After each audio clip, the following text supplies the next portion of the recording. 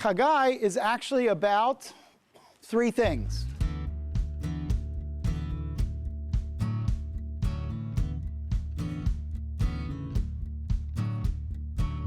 And chapter 1 is about apathy. Apathy.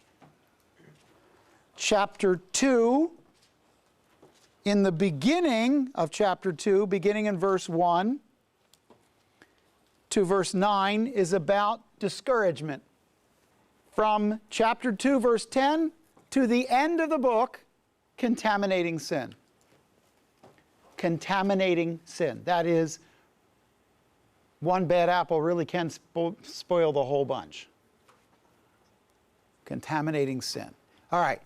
The book is about three things, and it starts with something about apathy. Now, I want you to notice some things that I'm just going to ask you to write into your text because they're going to help you. How do I know when this book was written exactly? Because it's built around dates. So, go to verse 1 of chapter 1. In the second year of Darius the king, on the first day of the 6th month. Right above that, August 29th, 520 BC. We know exactly when that was. August 29th, 520 BC. The word of the Lord came by the prophet Haggai to Zerubbabel, son of Shealtiel, governor of Judah, and to Joshua, son of Jehozadak, the high priest. And then he goes on and tells what the word of the Lord was. Now, drop down to chapter 2, verse 1. Chapter 2, verse 1 says, on the 21st of the 7th month, the word of the Lord came by Haggai the prophet, saying, right above that, October 17th, 520 BC. That is October 17th, 520 BCE or BC, before the Common Era. Now go to chapter 2, verse 10, and a third date is mentioned. The third date is, in chapter 2, verse 10, on the 24th of the 9th month in the second year of Darius, the word of the Lord came to Haggai the prophet, saying, that would be December 18th, 520 BC. December 18th, 520 BC. So, this book is from August to October to December. Essentially, it's the autumn and winter of 520. So first of all, you have to know the dating of Darius and when he was king. If you don't know that, you don't get anything. Okay? And then the months of the year are told by the civil calendar. So when we're in Israel, I'm going to teach you that there are 4 different calendar systems for Jews. There's a sacred calendar, which is what priests go by, but the names of the months are different than on the civil calendar, which is what kings go by or governors. And then there's a new year for trees and a new year for animals. So you get 4 new years a year, okay? And the calendar systems are 2 calendars, but 4 New Year's days, which is kind of weird. But just animals are on a different cycle than trees, that are on a different cycle than kings, that are on a different cycle than priests. So if you say 7th month of the civil calendar is the first month of the high holy calendar. So they're not the same. And you'll learn about these a little bit later on in the year. But notice 3 times what happened. The word of the Lord came. It came in August. So let's go to the summertime and take out the August message of God, okay? This is message from the hot season. Can I just tell you what August is like in Jerusalem? Hot. Very, very hot. Okay? And yeah, this is the time of year when, if you're sensible, you are down near some water or in it. All right. Thus says the Lord of hosts, this people says, circle the word says, the time has not come, even the time for the Lord's house to be rebuilt. Then the word of the Lord came by Haggai the prophet, saying, is it time for you yourselves to dwell in paneled houses while this house lies desolate? Now therefore, thus says, circle says, the Lord of hosts, consider your ways. Consider your ways is one of those phrases that will come up a number of times in the book. God says, you're saying you know, Lord, I'm glad you brought us back from Babylon and all, but the timing isn't really right to build the house of the Lord. Wait a minute. If this is 520, when were they told to come back and build the temple? The decree of Cyrus was 539. The return was 536. It's 16 years later. After 16 years, they're going, we're just not ready. Can I just tell you something? If you have a friend that gets married and they're really happy and they've been married, say, 16 years, saying, you know, we're just not ready to have a baby yet, you're running out of time. Okay? Some things you just have to do whether there seems like the right time or not. If God sends you somewhere 16 years before, get it done. Now what's interesting is God dealt with the leaders in the beginning. And he says, if you look at the end of verse 1, that he's taught Haggai, the word of the Lord came by Haggai, Zerubbabel, and Joshua. So by the prophet, by the administrator, and by the priests, God spoke to all three of them, laying it on their hearts, saying, look, the people are saying it's not the right time, but they are not supposed to make that determination. I sent them here to do a job. I want you to stop and consider your ways. Verse 6. Now, in considering your ways, I want you to do more than just pray and look into the scriptures. I'd like you to open up your eyes and see what's happening. Verse 6, you have sown much, but you harvest little. You eat, but there's not enough to be satisfied. You drink, but there's not enough to become drunk. You put on clothing, but no one is warm enough. And he who earns wages to put it into a purse with holes. He says, every time you turn around, you have less than you're working for. Inflation is eating your lunch. You can't seem to make ends meet. Would you please consider the fact that I'm the one that gives you what you have, and if you don't have, it must be because I'm not happy, says the Lord? Just remember this, God's work done God's way will not lack God's supply. Hudson Taylor said it. God's work done God's way will not lack God's supply. If you don't have the supplies, it's either that you're not doing the right thing or you're not doing it the right way. And one of the nice things is, I personally fall back on this. If God doesn't supply it, I don't feel the need to do it. So I feel off the hook until he gives me the money or gives me the assets or whatever. Okay, verse 7. Thus says the Lord of hosts. Here it is a second time. Consider your ways.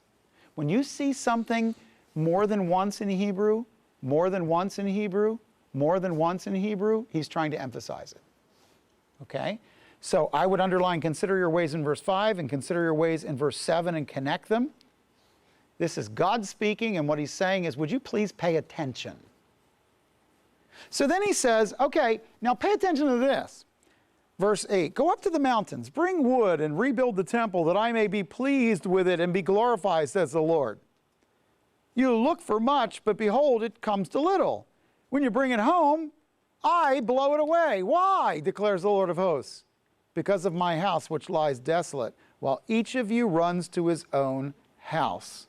Therefore, because of you, the sky has withheld its dew, the earth has withheld its produce. I called for a drought on the land, on the mountains, and the grain, and the new wine, and the oil, and what the ground produces, and on men, and on cattle, and on all the labor of your hands. Now stop right there. God says, I want you to consider very carefully that when I give you a job to do and you don't do it, you're not busy in doing what I called you to do, I will dry up your resources. Do what I tell you to do. And let me take care of you. And then he comes back and he says in verse 12, then Zerubbabel, the son of Shealtiel, Joshua, the son of Jehozadak, the high priest, with all the remnant of the people, obeyed the voice of the Lord their God and the words of Haggai the prophet, as the Lord their God had sent him. And the people showed reverence for the Lord. Then Haggai the messenger of the Lord spoke by the commission of the Lord to the people, saying, I am with you. I want you to notice the formula between verse 11 and verse 13. The people obeyed God, and God said, I am with you. Notice that it does not say that people did whatever they wanted and God was with them. It doesn't work that way. When God gives you a commission, you do it. And when you do it, God empowers it. But God is not into making you important. He's into making the mission He gave you important. So then it says, so the Lord stirred up the spirit of Zerubbabel, the son of Shealtiel, governor of Judah, and the spirit of Joshua, son of Josadak, the high priest, and the spirit of all the remnant of the people. And they came and they worked on the house of the Lord of hosts. Now, verse 15 gives you another date. I skipped this one. I should have given it to you. Verse 15, on the 24th day of the 6th month in the 2nd year of Darius, that is September 21st, 520. Now, I want you to notice something. Chapter 1 begins August 29th and ends September 21st. It's less than 3 weeks, and God changed the outcome of the people based on their obedience. Do you see what happened? And He tells you right down to the time. Look, 16 years you're not obeying me. In 3 weeks, I'll change your life. What's the difference? You took me seriously. You started doing what I told you to do. That means for 16 years of your life, you could have been doing something wrong. If God gets a hold of your heart and you genuinely lay it down and say, God, I am ready to do what you called me to do, and I will lay this down. In 3 weeks, He can change your life. He can change the atmosphere. He can bring in dew and bring in rains and start to bring in progress. All that can change. 16 years, and all He's looking for is, take me seriously, and in 3 weeks I can change the whole thing. I think that's a good message for chapter 1. Now, what's their problem? Their problem was that they had grown into an apathetic structure. How did it happen? People don't see what's in front of them all the time. I walk into the dorms and I see something different than you do. So you can have something laying on the steps for 6 weeks, and everybody walks by it and nobody pays attention. Since I hardly ever go in there, if I walk in there, the first thing I say is, what's this thing laying on the steps? Oh, well, that's just been there for 6 weeks. What is it? Oh, I don't know. Somebody move it. Because it's easy not to. I mean, seriously. Do you have a spot in your home, back home, where it's like maybe a flat surface, so it just like accumulates things? Do you have like a junk spot in your home where everybody walks in and puts their keys, their phone, and then there's like a whole pile of stuff? And then we work on a new section. Or how many of you have a drawer that is the official junk drawer? It's like, you know, it's clean, okay? It's not clean, it's relocated, okay? That's what it is.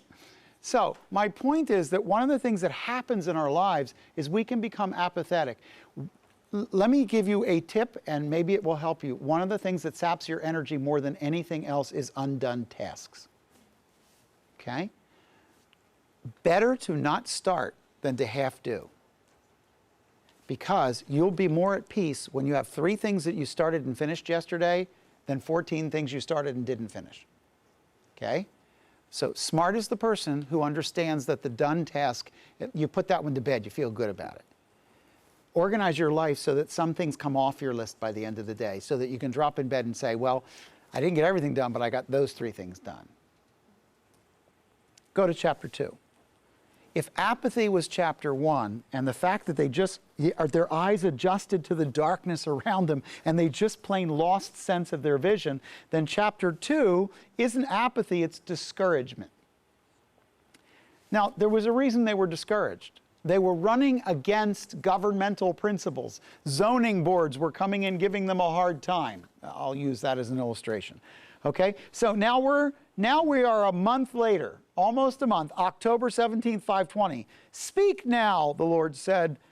Speak now to Zerubbabel, the son of Shealtiel, governor of Judah, to Joshua, son of Josadak, the high priest, and to the remnant of the people, saying, who is left among you who saw this temple in its former glory, and how do you see it now? Does it not seem to you like nothing in comparison? Stop right there.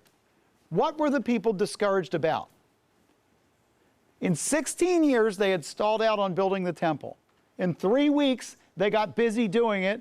And now another 4 weeks pass, 7 weeks of building it, and they're looking at the layout of the temple, and what is it that they are discouraged about? It's a big project, and it's not as good as the one that they're replacing. Take courage, Zerubbabel, declares the Lord. Notice, take courage. Stop being afraid, Zerubbabel. The leader was fearful.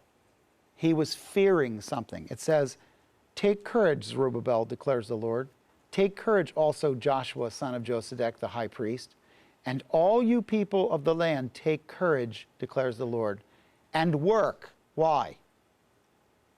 Because I am with you, declares the Lord of hosts. If the prize is intimacy with God, then doing the work was already gaining them intimacy. God's not looking for you to finish the temple so that he has one. If he wants to build one, he can build one himself. He made the Grand Canyon. What do you got? Okay? Seriously, God has made beautiful cathedrals out of stalactites and stalagmites. He doesn't need us to do this. He wants to do with us and through us something for us. He doesn't need a temple. We do. We need a temple. So he says, listen, stop being afraid that you can't get it done. I'm here.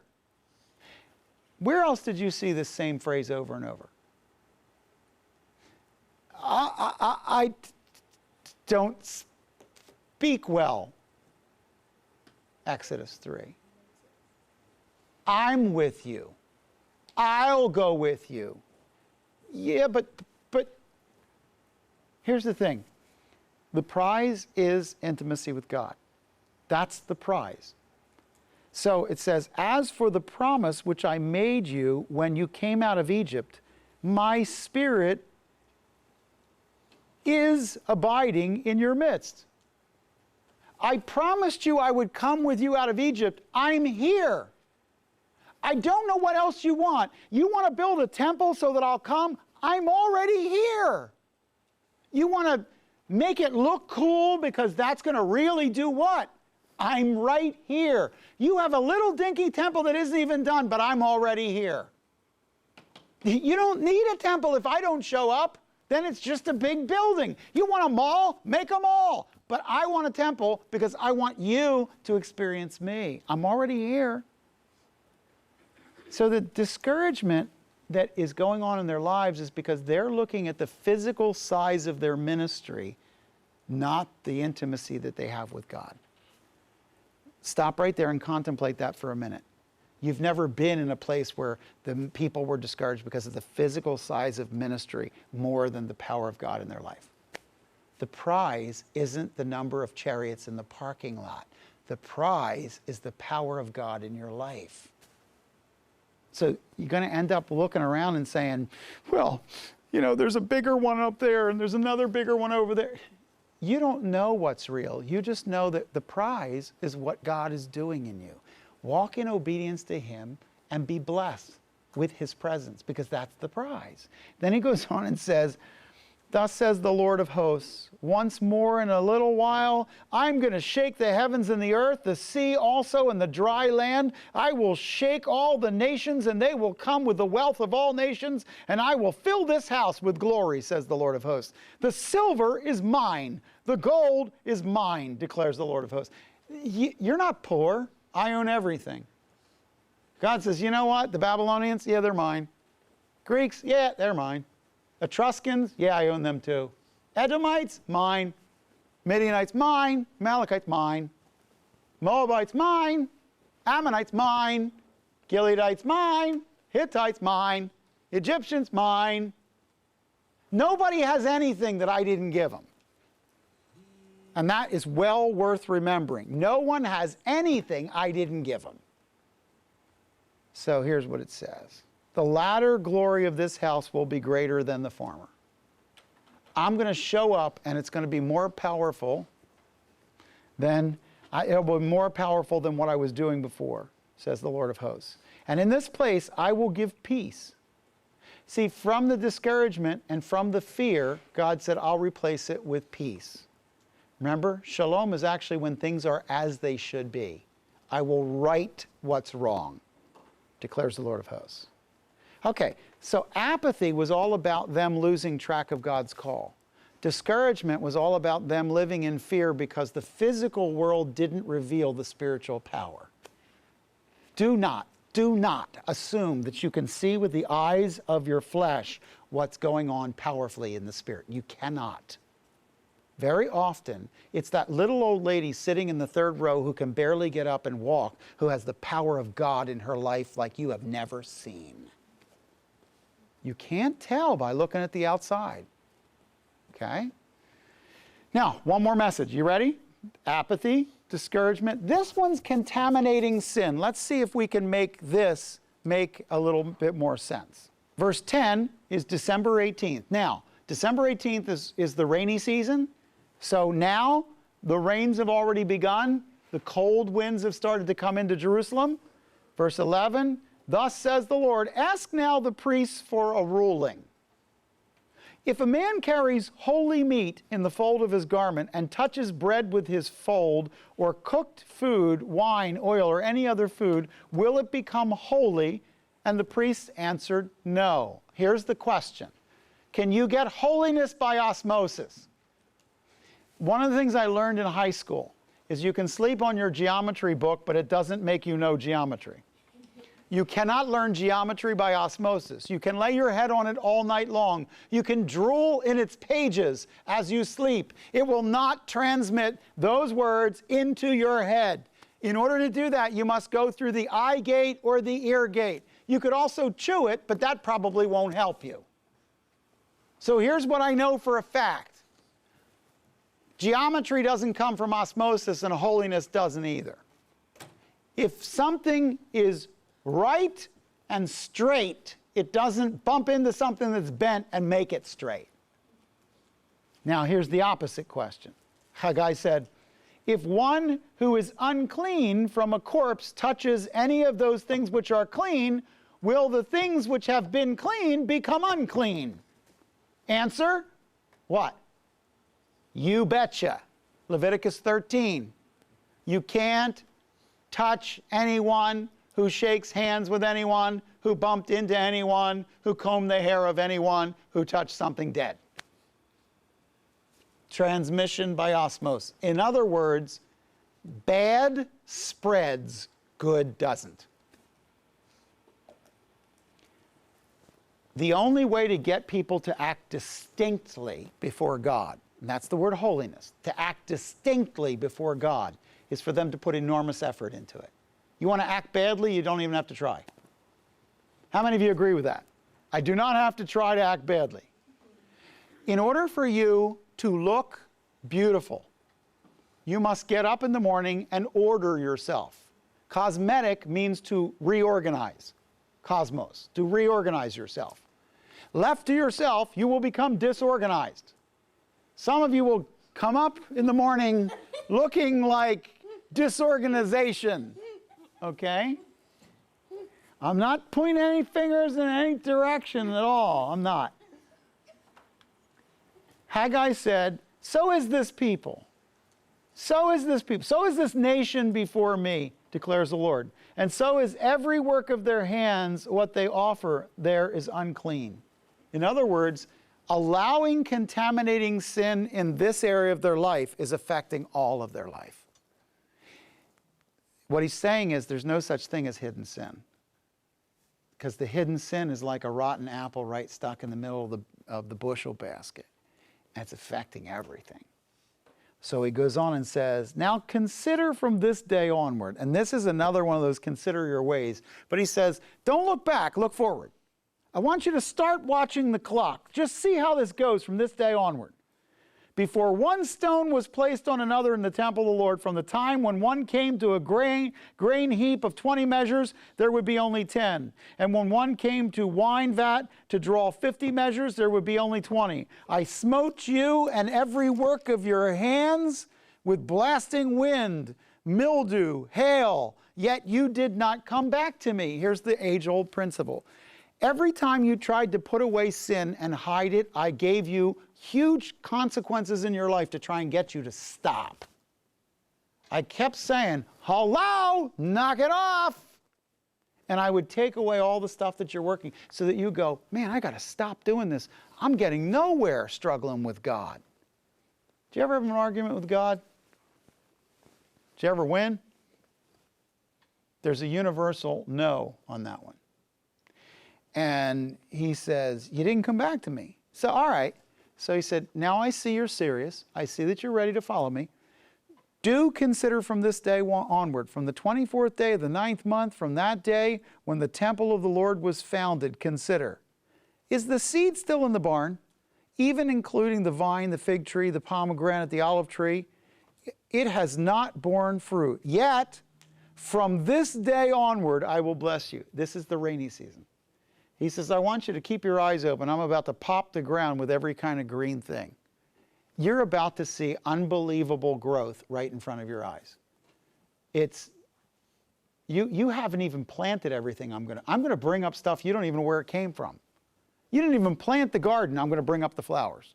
You didn't even plant the olives, I'm going to bring out the olives, I'm going to bring out the pomegranates, I'm going to bring out the figs. Over this next winter, you keep watching. I'm about to do something in front of you. You think that this land won't yield? You don't understand. This land will yield when I make it yield, and I won't make it yield if you don't take me seriously. Now that you're ready to, now I'm going to do it.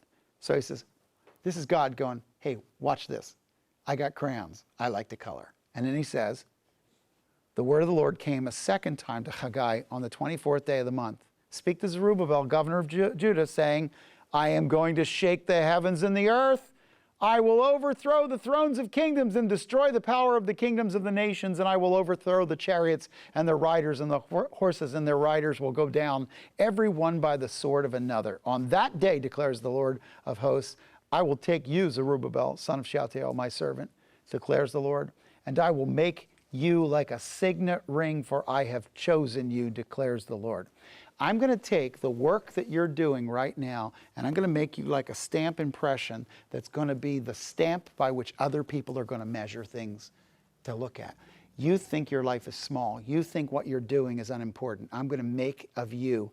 I'm going to write you into the Bible. People are going to be reading about you in Sebring, Florida, thousands of years from now. People are going to know you, buddy. Do you know what his problem was? He saw his life as too small. He saw his mission as not important enough. He was being called on by God to do a specific thing, and he didn't see it as that big. And some people in this room are going to go right through this problem. God's going to give you a junior high Sunday school class, and you're going to go, what the heck am I doing? I studied the Bible, poured out my heart, and I got these 7 stinky, dweeby, nutty junior hires. What am I doing? The greatness of a man or woman of God will be seen in the latrine assignments of their life and how they fulfill them faithfully for God. I promise you that is true. Do not ask God to give you great assignments if you do not want to do ones that you consider beneath you. There isn't anything beneath you. The fact of the matter is Jesus saved you, and you are best when you are doing whatever he called you to do. And there is nothing more fun. It is the reason I sit in this chair. It is the reason I look forward to coming back in this room. There is nothing more fun than doing what you're called to do. Nothing. And I got to tell you that my joy doesn't come from teaching you or from you thinking I know. My joy comes from you going out that door and becoming something. That's where my joy comes from. And I know you will. And I know you will even though you don't intend it, because the Spirit of God already has his hand on your lives, and he's going to do something with you, even some of you who just don't want him to. He's going to. Some of you are going to raise some godly kids. The world needs some godly kids. Some of you are going to go out and you are going to come alongside someone else in life who God has given a call that is different than yours, and you're going to be the strength for their call. And it's going to happen.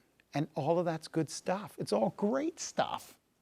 Here's the bottom line. Don't ever treat God's call in your life like it's a small thing because you want to go to a bigger town or a bigger church or a bigger ministry or be better known. That's nothing more than ego talking. Stop.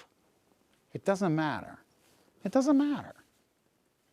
And all I can tell you is if you will let God tell you what to do, he'll take you all over and do all kinds of cool stuff. Follow God. Do what he tells you to do. Keep your eyes off of whether or not it's as big as somebody else's thing. Okay? You're not more significant because you're 500 pounds. Okay? You might be more noticeable, but you're not more significant. And the most significant thing you can be is walking intimately with God, obeying him. Haggai.